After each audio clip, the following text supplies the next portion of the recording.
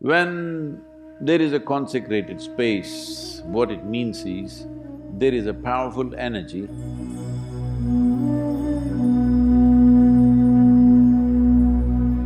You don't want to sit with your legs open like this, it could be detrimental to you in many different ways.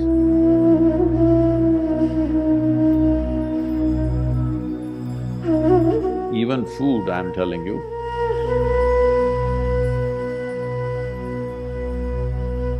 If you stand and eat, there are many negativities to this.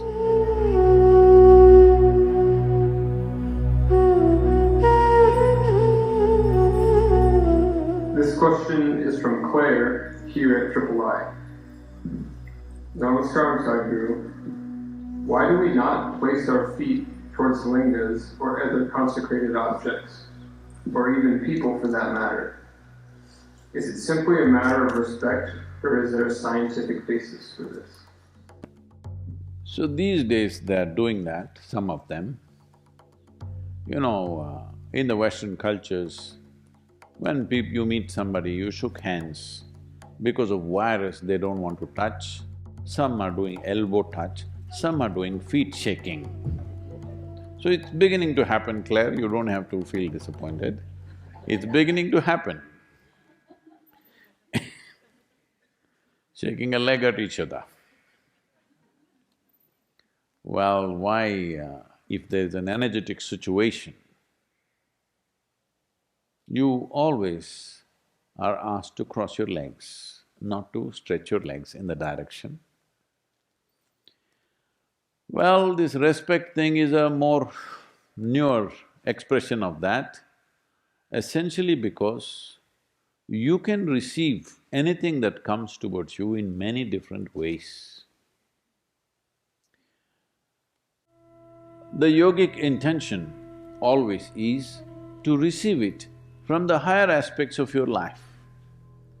You know there is anahata, which is the meeting of two triangles. Below that is Manipuraka, Swadhisthana and Mooladhara, which are all chakras representing different aspects of survival process. Survival, basic survival, reproductive process, maintenance process, all survival related. Here it comes, and there are two triangles intersecting each other, because this is ultimate ecstasy, this is realization, this is power, this is love, and these sections, these triangles intersecting. When there is a consecrated space, what it means is, there is a powerful energy which has the possibility of transforming you.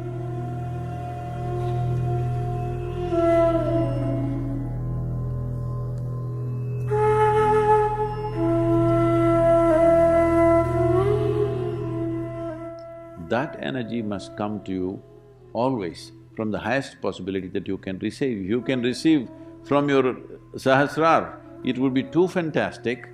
That is the reason, the moment any Indian person goes into a temple, first thing is, they want to expose this. They keep it wet. In a proper temple, they are told, even in the Dhyanalinga temple, people go wet themselves, a wet head, because they are hoping this energy will enter here. It didn't work, so hoping here.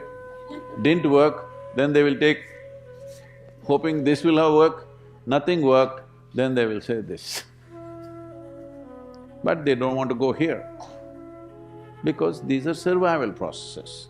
We don't want to enhance them. We want to enhance other dimensions of life which will enhance our life, because if you survive better, if you survive, it's good. It's very essential we survive. But surviving better than somebody is not a life goal. It's a waste of time, because whatever you do, you're not going to survive forever. Hello? Whatever you may do, even minus the pandemic, you will not survive forever. So there is no need to invest too much in the direction of survival. So, because of this, the whole culture understanding this dimension, they created the societies in a certain way. Well, today what you find is a whole distorted version of that, but fundamentally it is still there, that when you go to any consecrated space, you're like this, because you wanted to enter here, you want to become blissful, ecstatic. Doesn't work, at least peacefulness and realization.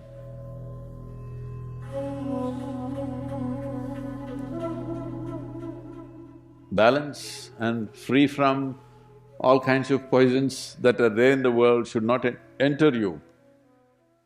So essentially you want the upper part of your body, above anahata, to be exposed to this. You don't want to sit with your legs open like this in front of a consecrated space, because that will attract a totally different kind of energy towards you, and that will work for you in a completely different way, which is not necessarily beneficial to you, it could be detrimental to you in many different ways. That's a reason when you sit in any space where you think there is power, there is energy, you always cross your legs and sit, because you want to close the lower part of the body. If you do this, you know in some way you are close to people, isn't it? Hello? Ladies, you know this. Suppose somebody is talking to you, let's say a stranger has come, a man, talking to you. Will you talk to him like this?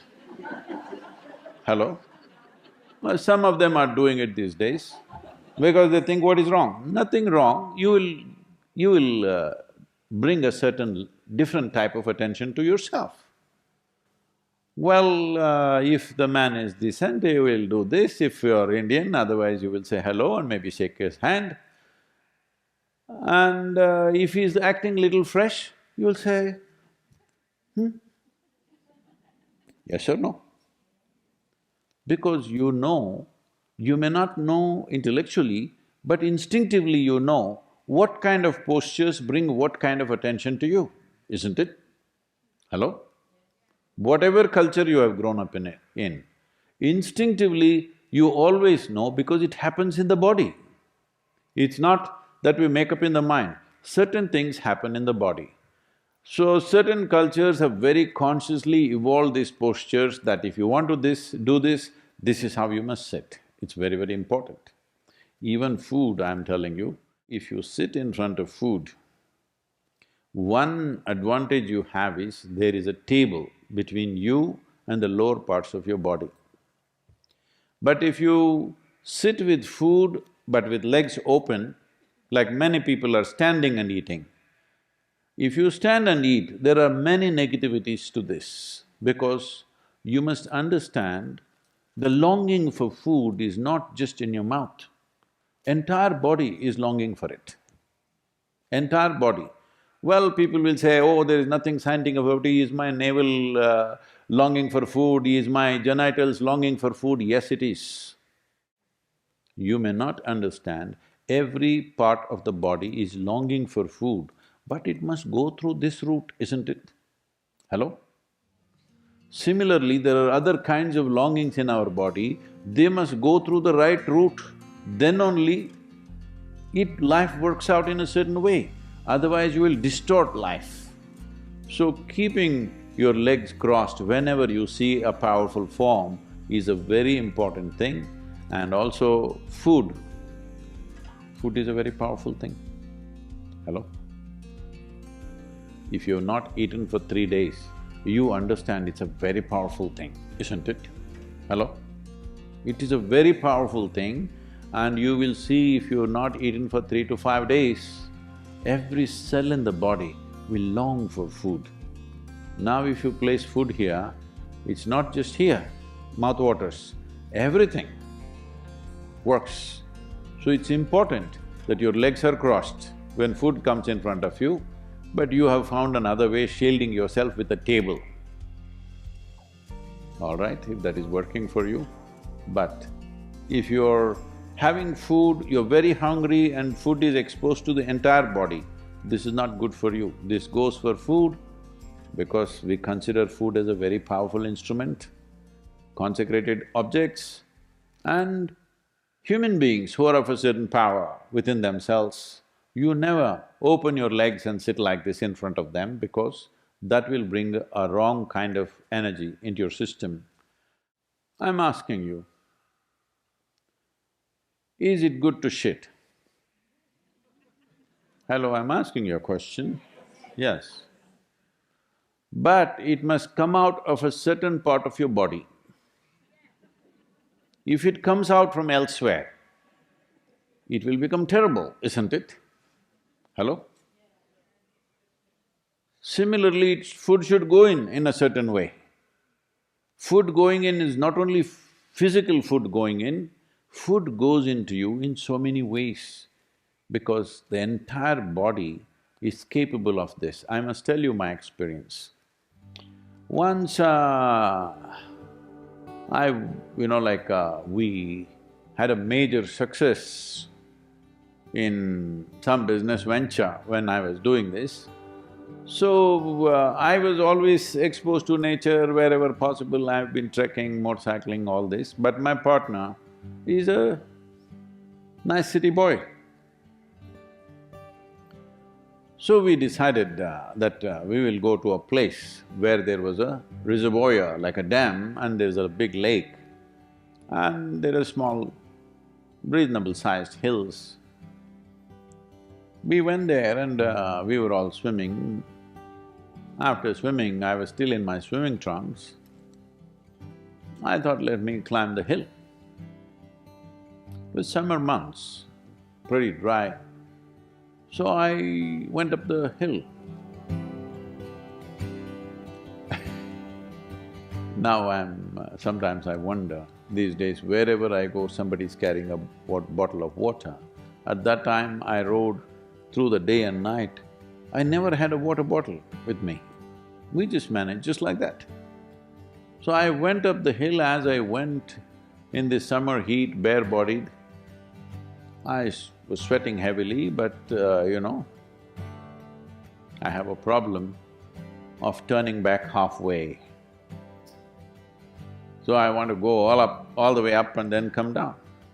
I went up, and as I was beginning to come down, I started feeling that I was suffocating with my tongue kind of bloating up. I was dehydrating so much that my tongue was becoming like a block in my breathing, and I really started struggling. I badly needed at least a few drops of water. I tried to lick my own sweat, but it didn't help.